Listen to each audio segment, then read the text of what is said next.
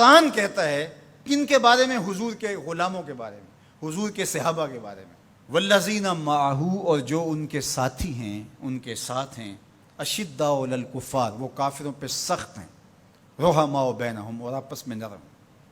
قرآن تو یہ کہتا ہے کہ ان کی سختی کفار کے لیے تھی، اور کفار کے کلیجے چیر کے رکھ دیے اور آگے بڑھ گئے، اور تاخت و تاراج کر کے رکھ دیا دنیا کی سپر طاقتوں کو، اسلام کے جھنڈے دنیا کے کونے کونے پہ گاڑ دیے۔ یہ ان کے سینے میں وہ امڑتے ہوئے طوفان تھے جس کے آگے کوئی ٹھہر نہیں سکتا تھا۔ بدر کی کہانیاں دیکھیں، صرف 2 گھوڑے، 6 زرہیں، 8 تلواریں، اور جن کے پاس تلوار نہیں تھی کھجور کے ڈنڈے توڑ لیے۔ یہ اللہ کے مجاہد تھے، چلے تھے جنگ کرنے کو۔ کیا جذبوں کی فراوانی تھی، کیا دل آویز کہانیاں ہیں ان کی عزتوں کی، کیسے کھڑے ہوئے، کس شان سے کھڑے ہوئے۔ تو قرآن تو یہ بتاتا ہے، سید کی کتب تو یہ بتاتی ہیں، رسول اللہ کے فرمان تو یہ بتاتے ہیں کہ کفار کو انہوں نے چیر کے رکھ دیا اور آگے بڑھے، اور کفار کے لیے سخت تھے لیکن آپس میں نرم تھے۔ اب عبداللہ ابن سبا کے متبعین کی گھڑی ہوئی لولی لنگڑی روایات یہ بتاتی ہیں کہ یہ آپس میں لڑ رہے تھے۔ تو مجھے بتائیں، ہمارے نظریے کے لیے جو دلیل چاہیے وہ قرآن اور حدیث سے لیں گے یا عبداللہ ابن سبا کے متبعین کی گھڑی ہوئی روایات سے لیں گے؟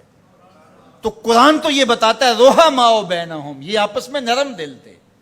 باقی ایک باشعور معاشرے کے اندر اختلاف رائے ہو جانا وہ ایک الگ بات ہے، وہ میرا آپ سے ہو سکتا ہے، آپ کا میرے سے ہو سکتا ہے۔ آپ جتنی دور سے چل کے آئے ہیں، محبتوں کے ساتھ آئے ہیں، ایک محبت لے کر آئے ہیں، لیکن میری کسی بات سے آپ کو اختلاف ہو جائے تو اس کا یہ مطلب تو نہیں کہ میں آپ کو اپنے مخالفین کی فہرست میں شامل کر دوں۔ تو یہ تو کوئی بات نہیں ہے۔ اہل رائے کے درمیان رائے کا اختلاف، باشعور لوگوں کے درمیان کسی چیز کا اختلاف، یہ امر آخر ہے۔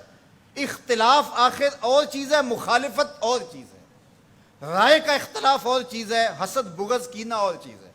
تو قرآن نے جو بتایا ہے رحماء بینہم، یہ آپس میں نرم دل تھے، آپس میں بھی ان کی محبت تھی، اور اہل بیت کے ساتھ ان کا جو ربط و رشتہ تھا وہ عقیدت کا تھا، گہرا تھا، مضبوط تھا۔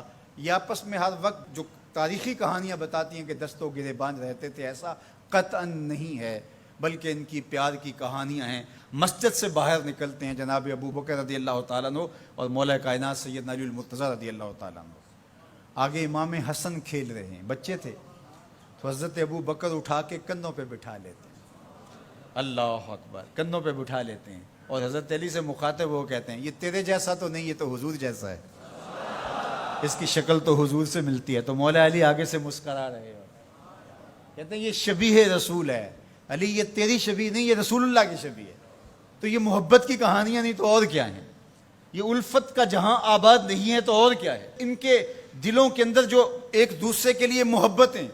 ریاض النظرہ فی مناقب اشرا مبشرہ میں یہ واقعہ لکھا ہے، حضرت سیدنا علی المرتضیٰ رضی اللہ تعالیٰ عنہ فرماتے ہیں حضرت عمر کا دور خلافت تھا، میں رات کو سویا تو خواب دیکھتا ہوں۔ خواب میں کیا دیکھا کہ مصلی پہ کھڑے ہیں مسجد نبوی میں حضور اور نماز پڑھا رہے ہیں۔ تو کہتے ہیں حضور نے 2 مخصوص صورتیں پڑھی، پھر حضور نے سلام پھیرا، تو سلام جب حضور پھیرتے تھے تو بہت جلد رخ پلٹ کے صحابہ کی طرف کر لیتے تھے۔ حضور جانتے تھے صحابہ میری زیارت کے لیے ترس گئے ہوں گے، چونکہ اتنے لمحے بھی کب گزرتے تھے۔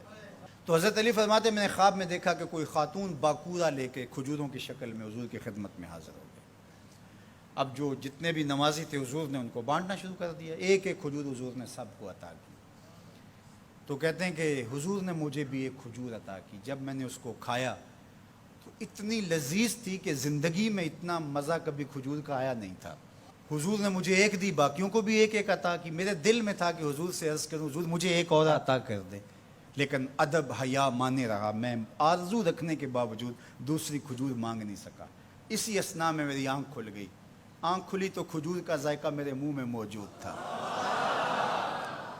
مسجد نبوی میں ادھر اذان ہو رہی ہے، میں نے جلدی سے وضو کیا اور سنتیں پڑھی اور مسجد نبوی میں پہنچا تو حضرت عمر نماز پڑھا رہے تھے، اور جو صورتیں رات خواب میں حضور سے میں نے سنی تھی حضرت عمر بھی وہی تلاوت کر رہے تھے۔ مجھے لگا کہ رات والے خواب کی کوئی تعبیر تو نہیں ہے۔ خیر جب سلام پھرا تو حضور کے طریقے کے مطابق وہ بھی رخ پھیر کے صحابہ کی طرف بیٹھ گئے.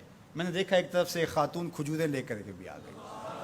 اب مجھے پکا ہو گیا کہ خواب کی تعبیر ہی ملے. خیر حضرت عمر بانٹنے لگے تو مجھے بھی کھجور دی. میں نے وہ کھائی تو واقعی وہ بہت لذیذ تھی. حضور سے تو مانگ نہیں سکا تھا, ادب حیا مانے رہا تھا, لیکن جناب عمر سے تو دوستانہ تھا. ان سے میں نے بے تکلف کہہ دیا, عمر ایک کھجور سے کام نہیں چلے گا, مجھے ایک اور دو. تو جناب عمر نے میری جانب مانا خیز نظروں سے دیکھا اور پھر مسکرا کے بولے, حضور نے دی تھی کہ میں بھی دوں. ان کی تو آپس میں دوستیوں کا تعلق تھا, ان کی تو محبتوں کے رشتے تھے, اور ہم ان کو آپس میں کھڑا کیا ہوا ہے. تو قرآن کہتا ہے روحا ماؤ بینہم. آپ کے عقیدے کی بنیاد کیا ہونی چاہیے صحابہ اور اہل بیت کے بارے میں؟ قرآن کس نص سے؟ روحا ماؤ بینہم. روایت کوئی کتنی بھی بڑی کتاب میں کیوں نہ لکھی ہو, اس میں سکم ہو سکتا ہے, راوی جھوٹ بول سکتا ہے, لیکن قرآن کی تو قطعی بات ہے نا. اس لیے قرآن کہتا ہے روحا ماؤ بینہم. یہ تو آپس میں پیار کرنے والے تھے, یہ تو آپس میں محبت کرنے والے تھے, ان کا تو الفتوں کا رشتہ تھا. ایک دوسرے کے وزیر اور مشیر رہے ہیں, ایک دوسرے کے کاموں میں ان کی معاونت کرتے رہے ہیں. یہ تو محبت کے ربط اور رشتے رکھتے تھے اور ایک